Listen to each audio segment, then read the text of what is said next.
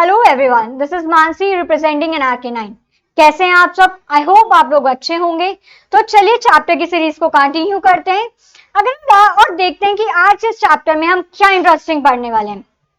तो आज के सेशन में हम डिस्कस करेंगे development in the financial market की फाइनेंशियल मार्केट में इंडियन फाइनेंशियल इकोसिस्टम में कैसे डेवलपमेंट्स हुए और इंडिया में फाइनेंशियल इंस्टीट्यूशंस की ग्रोथ को कैसे मैनेज हुई, कैसे मैनेज किया। अगर हम लास्ट सेशन की बात करते हैं तो लास्ट सेशन में हमने देखा कि फाइनेंशियल सिस्टम का मीन क्या होता है, कौन कौन सी एंटिटीज इसमें मेजर रोल प्ले करती है और फाइनेंशियल सिस्टम इकोनॉमिक डेवलपमेंट में कैसे हेल्प करता है। विच मीन्स हमने इंडियन फाइनेंशियल इकोसिस्टम के ओवरव्यू को समझा। आई होप आप लोगों को समझ में आया होगा और आप लोगों को याद भी होगा। तो चलिए आज की सीरीज को स्टार्ट करते हैं। Now let's start the session. That is noteworthy developments in the Indian financial ecosystem. Indian financial ecosystem में कौन कौन से डेवलपमेंट मेजर रोल प्ले करते हैं या कौन कौन से डेवलपमेंट हमारे लिए इंपॉर्टेंट है। तो फर्स्ट वन ध्यान से समझेंगे। Rising incomes are deriving the demands for financial services across income brackets. हम कीवर्ड्स को देखेंगे। Rising incomes deriving the demands for financial services means different type of instruments like shares, bonds, debentures across income brackets, which means कि financial services means shares, bond, debenture, इनकी demand generate हो रही है, इनकी demands बढ़ रहे हैं across income brackets. जिस पर्सन की जितनी इनकम है या कोई पर्सन जितना अमाउंट इन्वेस्ट कर सकता है उस इन्वेस्टमेंट के अमाउंट के अकॉर्डिंग इन फाइनेंशियल इंस्ट्रूमेंट्स की इनकम जनरेट हो रही है। इस एग्जांपल से समझेंगे कि सपोज कोई पर्सन है जिसकी मंथली इनकम है 20,000, तो वो ऐसे इंस्ट्रूमेंट में इन्वेस्टमेंट करना पसंद करेगा जहां ज्यादा रिस्क ना हो और उसे इजीली एक स्मूथ ही इनकम जनरेट हो। तो हमने देखा कि एक पर्सन है 20,000 की इनकम जनरेट करता है पर मंथ, तो शेयर्स के वे वो शेयर्स में इन्वेस्टमेंट करना तो बिल्कुल भी पसंद नहीं करेगा, क्योंकि हमने शेयर्स का अगर हम शेयर्स का नेचर देखें तो that is highly risky, highly return.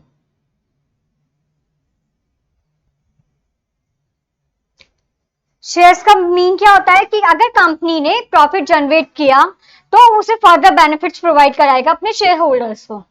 तो जो जिस पर्सन की इनकम 20,000 है तो वो तो ऐसे रिस्की इंस्ट्रूमेंट्स में इन्वेस्टमेंट करना पसंद नहीं करेगा। उसे एक ऐसा इंस्ट्रूमेंट चाहिए जो उसे एक स्मूथी या fix rate of profit generate करके दे, लाइक डिवेंचर्स। डिवेंचर का नेचर होता है कि अगर कंपनी ने प्रॉफिट जनरेट किया या कंपनी ने प्रॉफिट जनरेट नहीं किया, लेकिन कंपनी को डिबेंचर होल्डर्स को एक fix rate of interest provide कराना ही होगा। It is compulsory. ये सब कोर्स अगर डिबेंचर होल्डर्स की बात करते हैं तो कंपनी को डिबेंचर होल्डर्स को एक fix rate of percentage interest amount provide कराना ही पड़ेगा। तो राइजिंग इनकम जनरेट हो रही है किससे? By deriving the demand for the financial services across income brackets.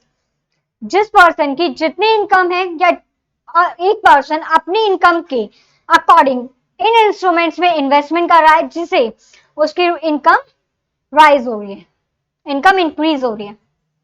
समझ में आया? Now next point, financial inclusion derived from RBI, Reserve Bank of India, has expanded the target market to semi-urban and rural areas, which means RBI is the banking regulator. Banks को India में जो banks हैं उन्हें regulate कौन कर रहा है? Reserve Bank of India. तो रिजर्व बैंक ऑफ इंडिया ने क्या ऑब्जर्व किया कि उन्हें बैंकिंग मार्केट को या बैंकिंग सेक्टर को ऐसे एरिया में एक्सपांड करना है जहां पे बैंकिंग फैसिलिटीज प्रोवाइडेड नहीं है या उस एरिया में या उस सोसाइटी के लोग बैंकिंग फैसिलिटीज के बारे में अवेयर ही नहीं है। That is semi urban areas and rural areas. ये सेक्शन या इस सोसाइटी की बात करें तो इन लोगों के पास सोर्सेस ऑफ फंड अवेलेबल नहीं है, इन्हें sources of fund easily avail नहीं होते हैं, जिससे ये अपने बिजनेस आइडियाज या बिजनेस में इन्वेस्टमेंट नहीं कर सके। तो आरबीआई ने, रिजर्व बैंक ऑफ इंडिया ने क्या ऑब्जर्व किया कि उन्हें ऐसे एरियाज, सेमी अर्बन एरियाज और रूरल एरियाज में बैंकिंग फैसिलिटीज प्रोवाइड करानी है, जिससे ये सेक्शन ऑफ द सोसाइटी, ये सेक्शन बी इकोनॉमिक डेवलपमेंट में कंट्रीब्यूट कर सके। इन्हें इजीली फंड प्रोवाइड होगा, जिससे ये अपना बिजनेस करेंगे और डायरेक्टली और इनडायरेक्टली हमारे इकोनॉमिक डेवलपमेंट पे कंट्रीब्यूट करेंगे। फर्स्ट वन हमने क्या देखा, rising incomes are deriving the demand for financial services across income brackets. एक पर्सन अपनी इनकम के according different kinds of instruments में इन्वेस्टमेंट कर रहा है, जिससे फाइनेंशियल सर्विसेज के डिमांड्स इंक्रीज हो रहे हैं। Second one, financial inclusion derived from RBI has expanded the target market area to semi-urban and rural areas, which means reserve Bank of India ने ऑब्जर्व किया कि उन्हें ऐसे एरिया में बैंकिंग फैसिलिटी प्रोवाइड करानी है जहां या तो बैंकिंग फैसिलिटी प्रोवाइडेड नहीं है या वहां के उस सोसाइटी के लोग उस बैंकिंग फैसिलिटीज के बारे में अवेयर नहीं है, जिसका सिंपली मोटिव क्या था कि सेमी अर्बन एरियाज और रूरल एरियाज के लोग जिन्हें इजीली फंड अवेल नहीं होता या जिन्हें इजीली फंड प्रोवाइड नहीं होता, उन्हें इजीली फंड मिले जिससे वो इकोनॉमिक डेवलपमेंट में कंट्रीब्यूट कर सकें। Now next one is investment corpus in Indian. Corpus means fund. हम एक एक टर्म को बहुत ध्यान से समझेंगे। Investment corpus in Indian insurance sector can arise to $1 trillion by 2025. Important point है, एग्जाम में पूछा जा सकता है। क्या मीन है इसका कि ये ऑब्जर्व किया गया या ये एक्सपेक्ट करा जा रहा है कि by the end of the 2025 investment sector में, इंश्योरेंस सेक्टर में जो इन्वेस्टमेंट है उसे वो होगी can arise up to $1 trillion. अगर हम इंश्योरेंस सेक्टर की बात करें तो हमारी सोसाइटी के कुछ लोग ऐसे हैं जिन्हें इंश्योरेंस सेक्टर के बारे में या इंश्योरेंस के बेनिफिट्स के बारे में अवेयर नहीं है। तो बाय द गवर्नमेंट इनिशिएटिव ये एक्सपेक्ट करा जा रहा है कि by the end of the 2025 investment in the insurance sector can rise to $1 trillion by providing the insurance facility या market surveyors। समझ में आया? Now next one, credit, insurance and investment penetration is rising in rural areas। हम अगर financial market का main motive देखें तो financial market का मेन मोटिव है रूरल एरियाज में फाइनेंस प्रोवाइड कराना, जिससे वो लोग बिजनेस आइडियाज को इंप्लीमेंट कर सके और इकोनॉमी में डेवलपमेंट कर सके। रूरल एरियाज में बैंकिंग फैसिलिटीज प्रोवाइडेड नहीं है या वहां के लोग बैंकिंग फैसिलिटीज, इंश्योरेंस फैसिलिटीज इनके बारे में अवेयर नहीं है। तो इंडियन फाइनेंशियल मार्केट का मेन मोटिव क्या है कि रूरल एरियाज में क्रेडिट फैसिलिटीज, इंश्योरेंस फैसिलिटीज और इन्वेस्टमेंट फैसिलिटीज को राइज किया जाए, बढ़ाया जाए by providing financial services. First one, rise in incomes are deriving the demand for financial services across income brackets। Financial services की डिमांड इंक्रीज हो रही है across the income brackets. Second one हमने समझा कि आरबीआई ने रिजर्व बैंक ऑफ इंडिया ने target market area लिया, सेमी अर्बन और रूरल एरियाज में बैंकिंग फैसिलिटीज प्रोवाइड कराना, जिससे उन लोगों को सोर्सेज ऑफ फंड प्रोवाइड हो और वो इजीली बिजनेस आइडियाज को इंप्लीमेंट कर सके और इकोनॉमिक डेवलपमेंट में कंट्रीब्यूट कर सके। Next one, investment corpus in insurance sector. Bye the end of the year 2025 हमने देखा कि इन्वेस्टमेंट इंश्योरेंस सेक्टर में इन्वेस्टमेंट होगा $1 ट्रिलियन, ये एक्सपेक्ट करा जा रहा है। फिर हमने देखा कि फाइनेंशियल मार्केट का मेन मोटिव क्या है, रूरल एरियाज में क्रेडिट, इंश्योरेंस और इन्वेस्टमेंट एक्टिविटीज को इंक्रीज करना। Now next one, high net worth individual. हमने लास्ट सेशन में एक टर्म डिस्कस की थी, आई होप आप लोगों को याद होगा, ultra high net worth individual.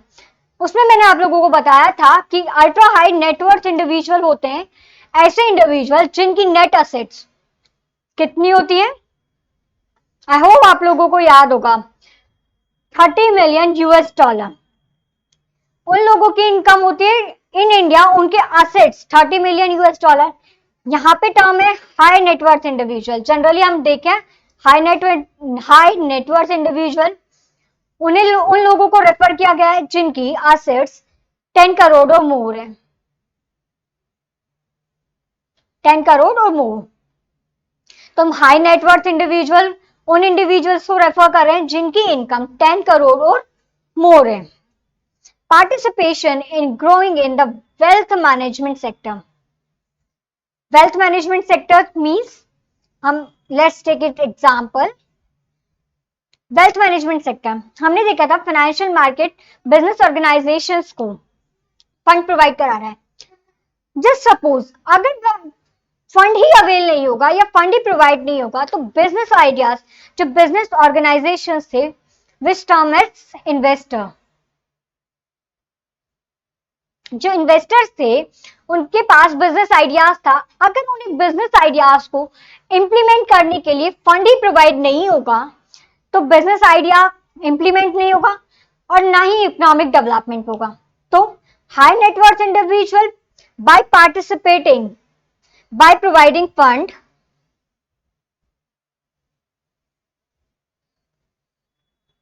Participate in the wealth management sector. In individuals ने अपना फंड प्रोवाइड कराया जिसे फाइनेंशियल मार्केट ने इन्वेस्टर्स को प्रोवाइड कराया और उन्होंने बिजनेस में बिजनेस आइडियाज को इंप्लीमेंट किया और इकोनॉमिक डेवलपमेंट इंक्रीज हुआ। Now next one, lower mutual fund penetration of 5 to 6%। Important point है, एग्जाम में पूछा जा सकता है, इसे हम बहुत अच्छे से याद करेंगे और बहुत अच्छे समझेंगे। Lower mutual fund penetration of 5 to 6% reflects latent growth opportunities. अगर हम म्यूचुअल फंड कॉन्सेप्ट की बात करें तो हमने म्यूचुअल फंड को डिस्कस किया।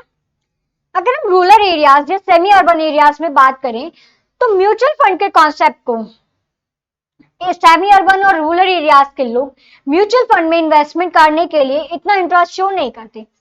रीजन है, अगर हम म्यूचुअल फंड का पॉइंट देखते हैं तो म्यूचुअल फंड का जैसे ही नाम आता है तो लोगों के माइंड में आता है कि हाईली रिस्की। अगर हम म्यूचुअल फंड का कॉन्सेप्ट देखें तो म्यूचुअल फंड हमें ऐसे हर तरह के इंस्ट्रूमेंट प्रोवाइड करा रहा है जिसे जो हाईली रिस्की भी हैं, हाईली सिक्योर्ड भी हैं। बट अगर हम rural areas, semi urban areas की बात करें या इंडिया की most of the population except the population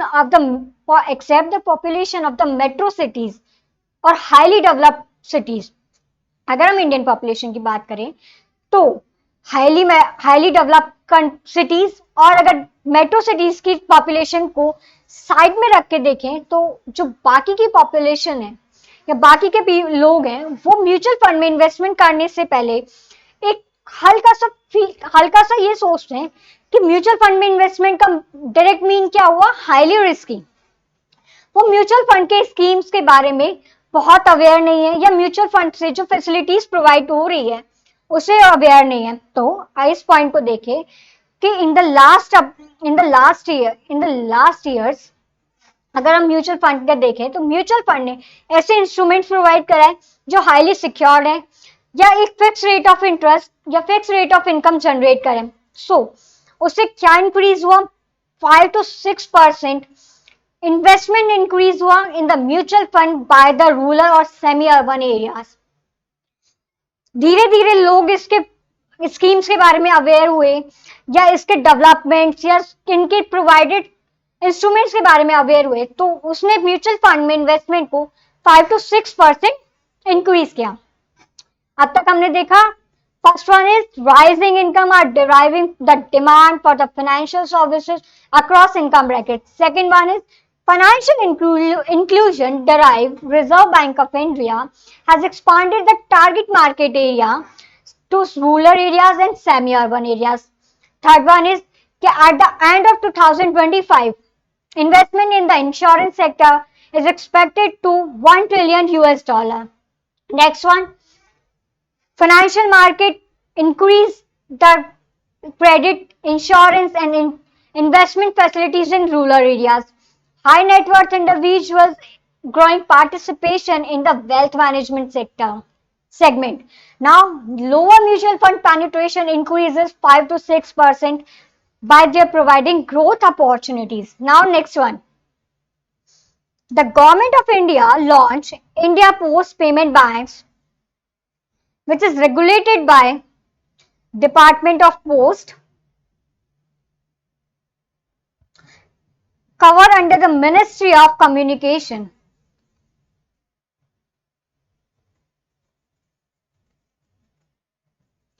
To provide every district with one branch, which will help increase in rural penetration.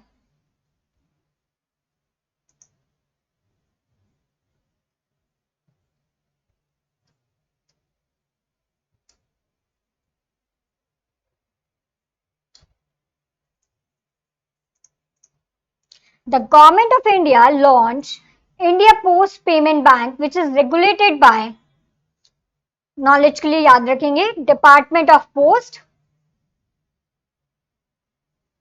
covered under the Ministry of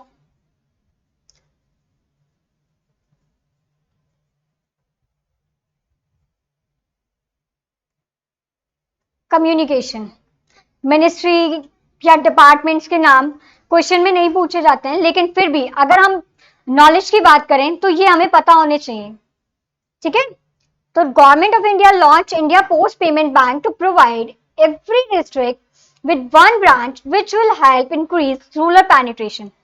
अब government of India ने क्या observe किया कि जिन areas में, जिन rural areas में banks के branch नहीं है या बैंकिंग फैसिलिटीज प्रोवाइड नहीं हो रही, तो उन एरियाज को बैंक ने पोस्ट ऑफिस से जोड़ना स्टार्ट किया. उन एरियाज को गवर्नमेंट ने पोस्ट ऑफिस से लिंक स्टार्ट किया कि उस एरिया के लोग पोस्ट ऑफिस में अपने अमाउंट को इन्वेस्ट कर सके with the maximum limit of 1 lakh. जी बिल्कुल, अगर हम बात करते हैं कि इन एरियाज में अगर हम बैंक पोस्ट पेमेंट बैंक्स की बात करें तो इनमें मैक्सिमम डिपॉजिट लिमिट क्या है, 1 लाख. ठीक है, तो हमने क्या देखा, गवर्नमेंट ऑफ इंडिया ने ऑब्जर्व किया कि जिन एरियाज में बैंकिंग फैसिलिटीज प्रोवाइड नहीं हो रही है या बैंक्स की ब्रांच ही नहीं है, तो उन एरियाज को गवर्नमेंट ने पोस्ट ऑफिस से जोड़ना स्टार्ट किया. Now the government of India launch India post payment bank which is regulated by the Department of Post Telegrams, covered in the Ministry of Communication, to provide every district with one branch which will help in rural penetration. जिससे क्या होगा, market में पैसा आएगा, financial market increase होगा. Got it? तो यहां तक हमने समझा कि गवर्नमेंट ऑफ इंडिया ने क्या इनिशिएटिव लिया, to provide, to link the rural areas with the post office for providing banking facilities. जिससे क्या होगा कि मार्केट में पैसा आएगा, वो फर्दर इन्वेस्ट होगा और जिससे बिजनेस आइडियाज इंप्लीमेंट होंगे और इकोनॉमिक डेवलपमेंट होगा. Now India benefits from a large cross utilization of channel to expand reach of financial services. Important term है, इसे हम बहुत ध्यान से समझेंगे. India benefits from a large cross utilization of channel to expand reach of financial services. अब financial market ने क्या ऑब्जर्व किया कि जितना ज्यादा फाइनेंशियल मार्केट में फंड होगा उतना ज्यादा बिजनेस होगा और उतनी ज्यादा इकोनॉमिक डेवलपमेंट होगी कंट्री की. तो फाइनेंशियल मार्केट ने क्या अलाउ किया कि जो फॉरेन कंट्रीज है या फॉरेन एंटिटीज है या फॉरेन इंडिविजुअल्स हैं वो भी इंडियन मार्केट में इन्वेस्ट कर सकें by providing the sub criteria, which means, ध्यान से समझेंगे, हमने देखा कि फाइनेंशियल मार्केट में जितना ज्यादा फंड होगा उतना ज्यादा बिजनेस डेवलपमेंट होगा, उतनी ज्यादा इकोनॉमिक डेवलपमेंट होगा. तो अब फाइनेंशियल मार्केट में जितना ज्यादा फंड होगा उसके लिए उतनी इन्वेस्टमेंट होनी चाहिए फाइनेंशियल मार्केट में। तो गवर्नमेंट ने क्या देखा या गवर्नमेंट ने क्या इनिशिएटिव लिया कि जो फॉरेन कंट्रीज हैं या फॉरेन इंडिविजुअल्स हैं या फॉरेन एंटिटीज हैं वो भी इंडियन मार्केट में इन्वेस्ट कर सकें, बट उन्हें डायरेक्ट एंट्री नहीं है।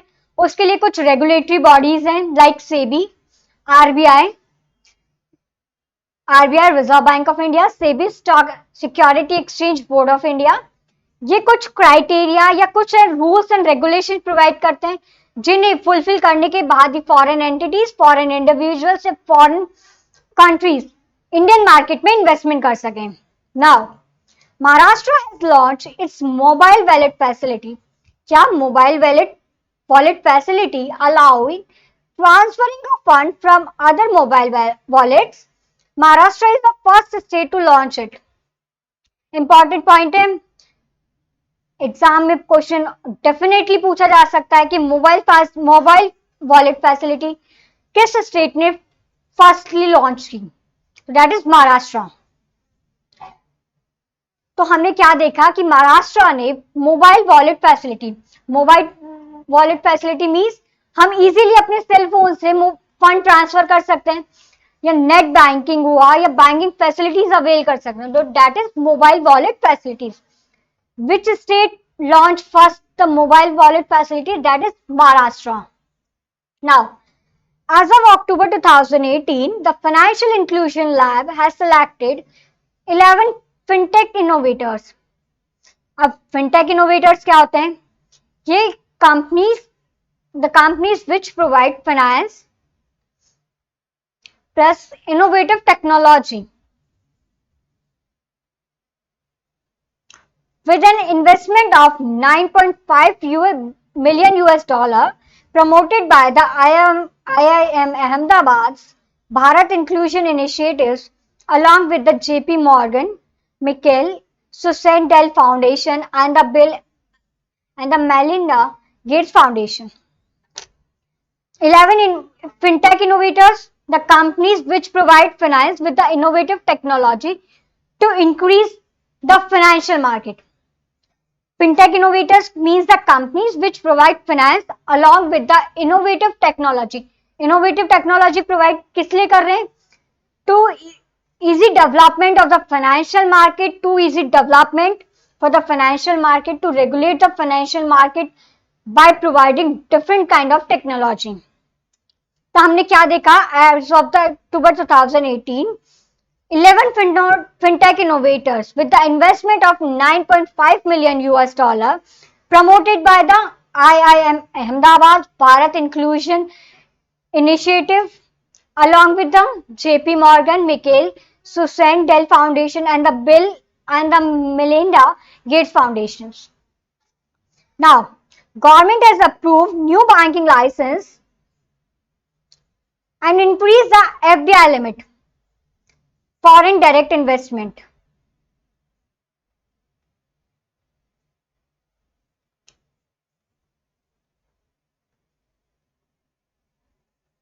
Limit in the insurance sector. Government of India ने क्या approve किया? New banking license. Like an example, payment banks. ठीक है, जिसे हम further detail में discuss करेंगे payment banks को. And increase the FDI limit in the insurance sector. First point, FDI क्या होता है? Foreign direct investment, which means foreign countries हमारे इंडिया में डायरेक्टली इन्वेस्ट कर रहे हैं, that is foreign direct investment. ये दो रूट से होते हैं। अगर हम फॉरेन डायरेक्ट इन्वेस्टमेंट का बेसिक कॉन्सेप्ट देखें तो FDI, foreign direct investment, the investment by the foreign entities in the Indian market, done by two routes. First one is automatic, second one is approval route. Approval route की बात करें तो उसमें दो sector, first one is central government and second one is RBI. FDI का means क्या हुआ? जो फॉरेन कंट्रीज हैं वो डायरेक्ट हमारे कंट्री में इन्वेस्टमेंट कर रही हैं, but in the two ways. First one is automatic and second one is approval. Automatic का मीन्स क्या हुआ? उन्हें किसी भी तरह का कोई भी अप्रूवल लेने की रिक्वायरमेंट नहीं है, बस जस्ट सिंपली उन्हें आरबीआई को नोटिस सेंड करना होगा, उन्हें आरबीआई को इंटीमेट करना होगा, रिजर्व बैंक ऑफ इंडिया को इंटीमेट करना होगा। उसके अलावा उन्हें कोई भी फर्दर अप्रूवल्स की रिक्वायरमेंट नहीं है। अप्रूवल रूट में क्या होता है? अप्रूवल रूट में कुछ सेक्टर्स हैं लाइक डिफेंस या एग्रीकल्चर सेक्टर, इन सेक्टर में एफडीआई डायरेक्टली इंक्लूड नहीं हो सकता। उसके लिए या तो हमें सेंट्रल गवर्नमेंट की परमिशन की रिक्वायरमेंट है या रिजर्व बैंक ऑफ इंडिया की परमिशन की रिक्वायरमेंट है। तो हमने क्या देखा कि गवर्नमेंट ने अप्रूव किया new banking licence like in example payment banks and increase the FDI limit. FDI समझ में आया? फॉरेन डायरेक्ट इन्वेस्टमेंट, जो फॉरेन कंट्रीज डायरेक्टली हमारे इंडियन मार्केट में इन्वेस्टमेंट कर रही है, in two ways, approval route, whether it is a approval of central government or reserve bank of India, और ऑटोमेटिक रूट जिसमें हमें किसी तरह का कोई अप्रूवल की रिक्वायरमेंट नहीं है, बस just simply we need to intimate the Reserve Bank of India. FDI limit in the insurance sector, अगर प्रेजेंट डाटा की बात करें, इंश्योरेंस सेक्टर में एफडीआई की लिमिट है 49%। पहले ये लिमिट थी 26%, उसे फर्दर इंक्रीज करके गवर्नमेंट ने कितना कर दिया? 49%। तो ये लिमिट हम याद रखेंगे कि पहले इंश्योरेंस सेक्टर में एफडीआई लिमिट थी 26%, now in the insurance sector the FDI limit is 49%। I hope आप लोगों को यहां तक समझ में आया होगा। हमने अब तक देखा नोटवर्दी डेवलपमेंट्स की डेवलपमेंट्स फाइनेंशियल सिस्टम में कौन कौन से डेवलपमेंट्स हुए। Now come to the key facets and the develop growth of the financial institutions in India.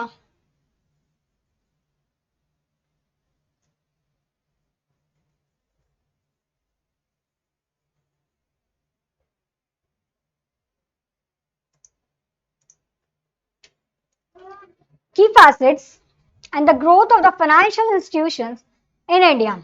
The significant characteristics of Indian financial system are as under plays a pivotal role in the accelerating the rate and volume of saving through provision of different financial instruments and efficient mobilization of savings. ध्यान से समझेंगे क्या कह रहा है ये कि financial market क्या फाइनेंशियल इंस्टीट्यूशंस क्या एक मेजर रोल प्ले कर रहे हैं किसमें?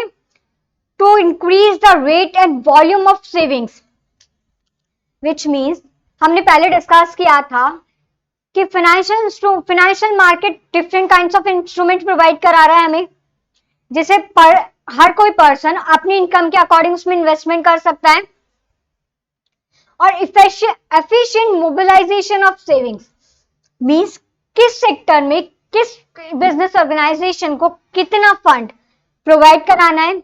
हमने मोबिलाइजेशन का मीन समझा था मूवमेंट या एक्टिव, किस सेक्टर में कितना फंड हमें प्रोवाइड कराना है या किस सेक्टर में कितने फंड की फर्दर रिक्वायरमेंट होगी। तो हमने क्या देखा? The financial market, the financial institutions plays an important role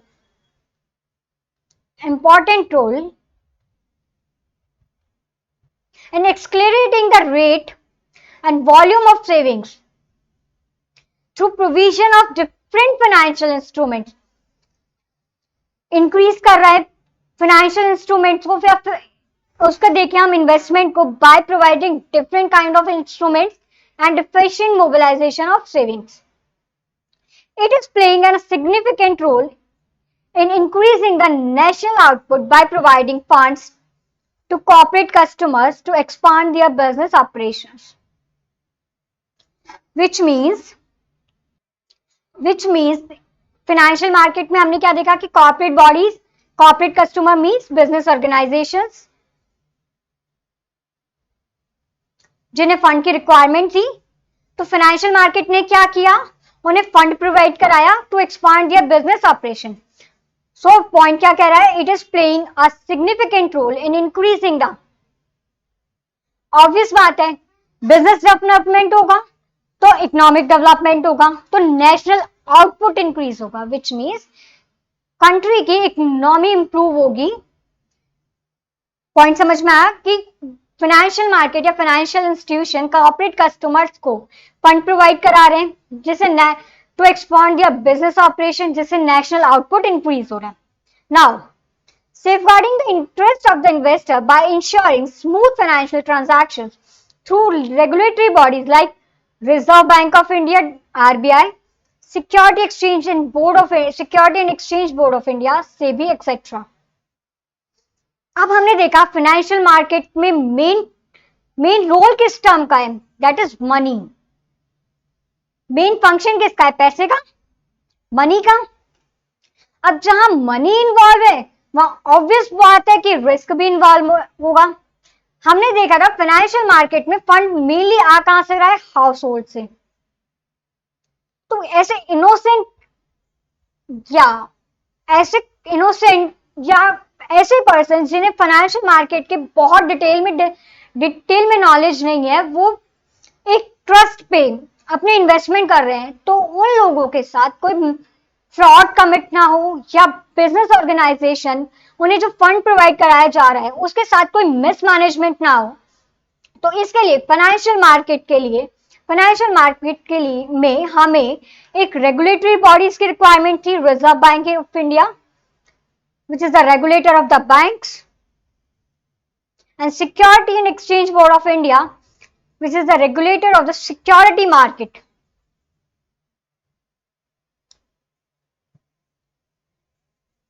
Both covered under the Ministry of Finance. ठीक है, तो हमने क्या देखा, safeguarding the interest of investor by ensuring smooth financial transaction through regulatory bodies. अब ये regulatory bodies क्या करेंगे, लीगल स्ट्रक्चर प्रोवाइड करेंगे, लीगल प्रोविजंस प्रोवाइड कराएंगे कि जिन्हें फर्दर इनके फुलफिलमेंट पे ही, इनके क्राइटेरिया को सेटिस्फाई करने के बाद ही कॉर्पोरेट बॉडीज को फंड प्रोवाइड होगा. ऐसा नहीं होगा कि कोई भी बिजनेस ऑर्गेनाइजेशन आया, फंड लिया और अपने फर्दर बिजनेस प्रोजेक्ट्स के लिए चल दिया.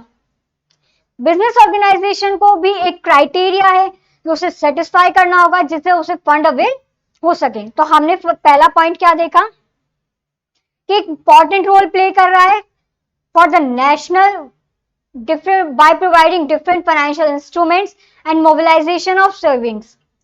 फिर सेकेंड पॉइंट हमने क्या देखा कि it's play an important role increasing the national output by providing funds to corporate customer to expand their business. उसके बाद हमने क्या देखा कि इन्वेस्टर्स के इंटरेस्ट को सेव करने के लिए उनके साथ कोई फ्रॉड कमिट ना हो या मिसमैनेजमेंट ना हो, we need some regulatory bodies, Reserve Bank of India, Security and Exchange Board of India, which covered both under the Ministry of Finance. Now, all right, now the next one is contribute substantially towards the economic development and raising the standard of living of the people. Obvious बात है, अगर हम economic development की बात करें तो country के economic development के लिए एक बहुत बेसिक पॉइंट है कि उस कंट्री में जितने ज्यादा एंटरप्रेन्योर्स होंगे उस कंट्री का इकोनॉमी उतना ही डेवलप होगा. अब एंटरप्रेन्योर्स हैं, उन्हें एंटरप्रेन्योर्स के पास कोई पर्सन है, उन्हें फंड की नीड है, या कोई पर्सन है उनके पास बिजनेस आइडिया तो है और उन्हें पता भी है कि बिजनेस आइडिया वर्क भी बहुत अच्छे से करेगा, पर उन्हें फंड की रिक्वायरमेंट है. तो फाइनेंशियल इंस्टीट्यूशंस ने क्या किया, ऐसे जो एंटरप्रेन्योर्स थे या ऐसे जो लोग थे जिनके पास बिजनेस आइडिया था बट फंड नहीं था, उन्हें फंड प्रोवाइड कराया जिससे वो बिजनेस कर सके. बिजनेस करेंगे तो इकोनॉमिक डेवलपमेंट कैसे होगा, एम्प्लॉयमेंट जनरेशन होगा, इंफ्रास्ट्रक्चर डेवलपमेंट होगा, जिससे डायरेक्टली और इनडायरेक्टली इकोनॉमी पे इम्पैक्ट पड़ेगा. ठीक है, next one, raising the standard of the living people. अब how it is increase the standard of the public. हमने देखा था कि जो पर्सन थे, हमने लास्ट क्लास में एग्जांपल लिया था, जो मिस्टर ए थे उनका एक 10,000 का अमाउंट वो इन्वेस्ट कर रहे थे. अब अगर वो सेव कर रहे थे 10,000 का अमाउंट वो सेव कर रहे थे, अब वो उसे फर्दर इन्वेस्ट नहीं कर रहे थे, तो वो 10,000 का अमाउंट कितने टाइम बाद हम उसे देखेंगे तो वो 10,000 का 10,000 ही रहेगा. फर्दर उन्होंने उसे इन्वेस्ट किया तो उन्हें फर्दर बेनिफिट्स अराइज हुए. लाइक एन एग्जाम्पल, 10,000 पे उन्हें 2,000 का बेनिफिट अराइज हुआ. वो एनकरेज हुए कि फर्दर सेविंग्स और इन्वेस्टमेंट के लिए, उनका कॉन्फिडेंस बिल्डअप हुआ. उन्हें अपने आप में कुछ इम्प्रूवमेंट फील हुआ, तो it also improve the raising the standard living of the peoples. Promote development of weaker section of the society through rural development banks and the cooperative societies. ये चीज हमने कई बार डिस्कस की कि promotes development of weaker section of the society. जिन लोगों के पास sources of fund नहीं है या बैंकिंग फैसिलिटी प्रोवाइड नहीं है, उन लोगों के लिए डेवलपमेंट प्रोवाइड कराना by providing through rural development banks and cooperative societies. Cooperative societies और रूरल डेवलपमेंट का मेन फंक्शन क्या हुआ, ऐसे एरिया में ऐसे weaker section of the society को फंड प्रोवाइड कराना जो जिन्हें sources of fund provide already नहीं है या बैंकिंग फैसिलिटीज के बारे में अवेयर ही नहीं है. तो ऐसे लोगों को फंड प्रोवाइड कराना जिससे उन्हें सोर्सेज ऑफ फंड प्रोवाइड होगा, वो बिजनेस करेंगे, बिजनेस आइडिया को इंप्लीमेंट करेंगे और इकोनॉमिक डेवलपमेंट में कंट्रीब्यूट करेंगे. सिंपल सी बात. Now assist corporate customer to make better financial decision by offering effective financial and advisory services.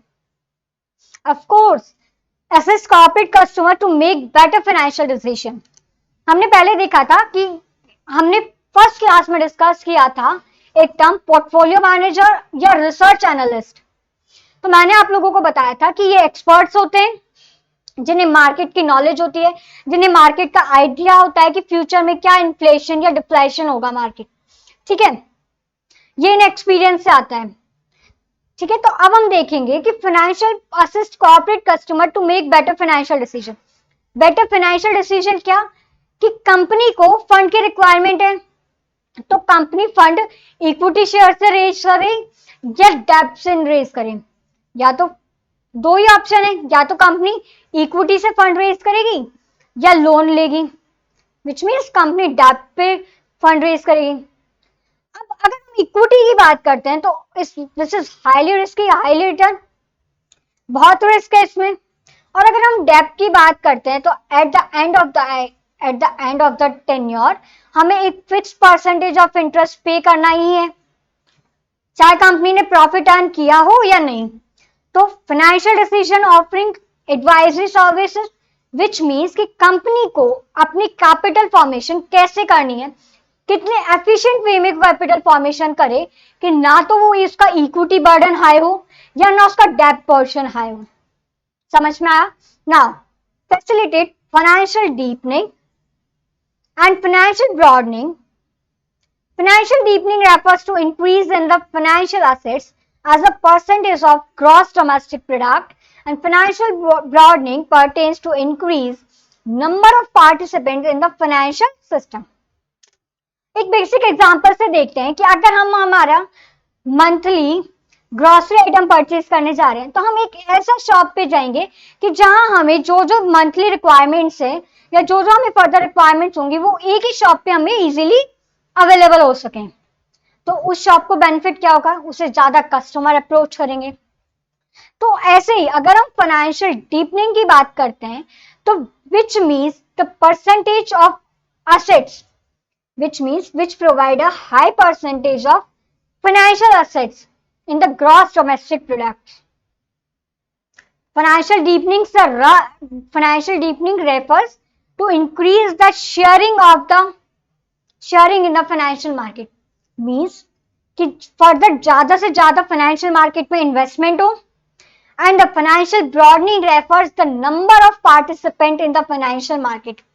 तो फाइनेंशियल डीपनिंग का और फाइनेंशियल ब्रॉडनिंग का एक अगर हम सिंपल वे में बात करें कि इनका मीन क्या हुआ, फाइनेंशियल डीपनिंग कि बहुत से मेजर इन्वेस्टमेंट हो फाइनेंशियल मार्केट में, और financial broadening number of participant increase हो in the financial market, which means जितने ज्यादा नंबर ऑफ पार्टिसिपेंट्स होंगे उतना ही ज्यादा इन्वेस्टमेंट फाइनेंशियल मार्केट में होगा.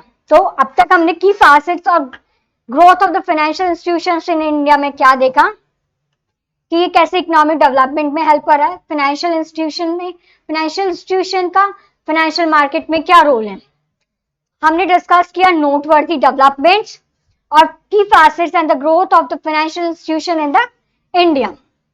आई होप आप लोगों को समझ में आया होगा। अगर आपको किसी भी पॉइंट पे कोई भी डाउट है या कोई भी क्लैरिटी नहीं है तो आप you can easily put your query in the comment section. इसे ध्यान से समझेंगे, हम सीरीज को वापस से रिवाइज करेंगे, उसे ध्यान से समझेंगे, और अगर कोई भी क्वेरी है तो हम उसे कमेंट सेक्शन में easily you can raise your query in the comment section. So enjoy your day. Thank you.